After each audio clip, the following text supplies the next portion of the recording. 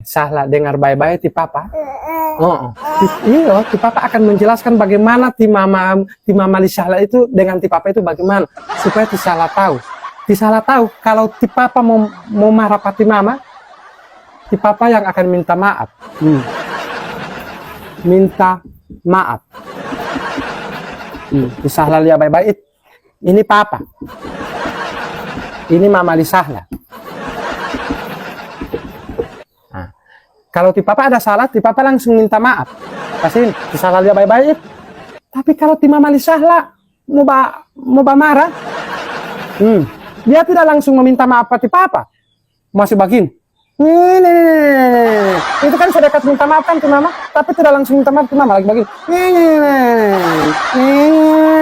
Masih dia jaga cerita terus, lagi ti mama mau bilang,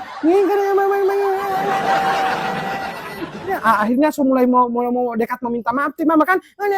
Ti papa kira langsung meminta maaf, ternyata ti mama putar lagi. Pada akhirnya salah. Ti papa yang kesini minta maaf. Jadi apapun masalah ini dalam keluarga Nunu, ujung-ujungnya si papa Lisahla yang minta maaf ti mama Lisahla. Oh, lucu kan mamamu kan, lucu kan, selalu ti papa yang minta maaf.